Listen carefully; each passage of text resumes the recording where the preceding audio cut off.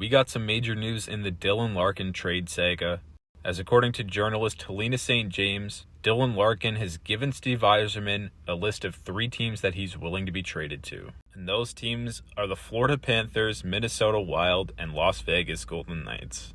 So in this video, we're going to talk about each team respectively, what their situation heading into this offseason is like, what assets do they have, and how realistic that each of these teams actually acquires Dylan Larkin this offseason. So looking at the first team here, we have the Florida Panthers, and there's a lot of factors that you have to consider. First of all, they're in the Red Wings division, so I highly doubt that Steve Yzerman would be willing to trade Larkin to a team in his own division. The Panthers have around $15 million in cap space this offseason, and they do have some assets to play with. They have the 9th overall pick in this NHL draft. They have multiple second-round picks. They've got a young center in Anton Lundell, who I'm sure the Red Wings would be interested in. However, the chances of Lundell actually being moved by the Panthers are basically 0% in my opinion. A much more likely trade candidate, I believe, would be 23-year-old right winger Mackie Samoskevich. He's a decent middle six scoring option, and I think he could be a consistent 50 to 20 goal scorer eventually, if put in the right scenario. In the prospect pool, it's pretty bare. Grayson Sawinch had a decent rookie season in the AHL. Maybe he's a piece that Yzerman would be interested in. If Larkin's moved over for salary purposes, maybe you see someone like Evan Rodriguez or Eetu Luostarinen move back to Detroit. Now, I think the odds are incredibly low, not only because of the divisional factor, but also because I think Florida's main focus this offseason is going to be on the goaltending. Bobrovsky and Tarasov are both up. I'd imagine Bobrovsky would be back for a much cheaper cap hit, but he's 37 years old and he's coming off a really rocky season, so I'm not sure if they're confident that he's going to be the number one guy once again. So priority number one for Florida is the goaltending. But if we were to see a Larkin deal to Florida, I think you're going to be looking at a package with Samoskevich, the 9th overall pick, and then Florida's second-round pick in this upcoming draft. I think the reality is that Larkin becoming a Panther is like a 3% chance. A team much more likely, I believe, is the Minnesota Wild. They're in a bit of a cap crunch, only $13 million to spend and a ton of expiring depth. It sounds like Michael McCarron is likely going to sign an extension with the team around $3 million. Bobby Brink's an RFA, but outside of that, I really don't know who else they're going to keep. The blue line is pretty much locked up as well. Quinn Hughes is eligible for an extension July 1st, so I'm sure that that's going to be a thing they're going to be focusing on this offseason. And of course, Kirill Kaprizov's $17 million cap hit is going to kick in. They do have some players they can shed salary with, like Yakov Trenin, Ryan Hartman, and Marcus Foligno. And with the emergence of Jesper Wallstedt, he took over the crease, was the starter in the playoffs. It's very likely that Philip Gustafsson could be on the move, and he makes $6.8 million. They don't have a ton of picks to work with. They moved a lot of stuff with the Quinn Hughes deal, and as well as prospects like Zeke William and Liam Ogren.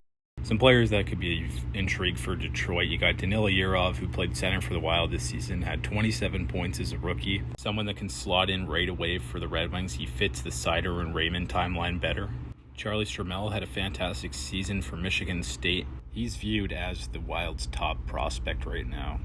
Another prospect is Adam Benek, who's a Czech-born forward. He was good at the World Juniors this season, and he had a really great year for Brantford in the OHL.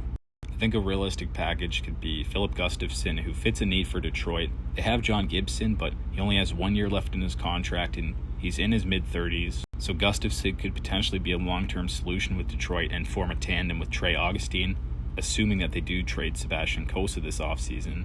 And then Yurov, who's pretty much guaranteed to be in this deal if it comes to fruition, as well as a first-round pick in 2027 since they don't have theirs this season. I think Minnesota is definitely the most likely candidate to acquire Larkin. If any team, they're pretty much the most desperate for a top-line center. A Larkin-Eriksson-Ek 1-2 down the middle would be excellent, I think. Minnesota, if they want to be a cup contender, they got to pay up, and maybe they'll pay even more than this. And this takes us to the final team, the Vegas Golden Knights, who are currently 2 wins away from winning the Stanley Cup, so it would be pretty crazy if they added Dylan Larkin to this team. One issue is they have under $5 million in cap space this offseason. Once they put Alex Pietrangelo on LTIR, that's going to be more around $13.5 million. But keep in mind, they do have to sign Pavel Dorofeyev, who scored back-to-back 30-goal seasons, as well as figure out the right side of their defense. Rasmus Andersson hasn't really been a great fit, and I don't think they're going to bring him back. Another issue is Vegas has basically no assets left in their system. They don't have a first-round pick till 2028. They don't have any seconds for the next 3 seasons. One prospect they do have is Trevor Connolly, who was excellent in the minors this season. He had over point per game for Henderson. If Detroit wants a center that can help them get back to the playoffs as soon as possible, William Karlsson and Tomas Hertl are 2 potential fits that also will help with the salary cap situation. So a realistic mock trade, I think, would have to be William Karlsson, Trevor Connolly, and a 3rd-round pick because they don't really have any other picks that are valuable.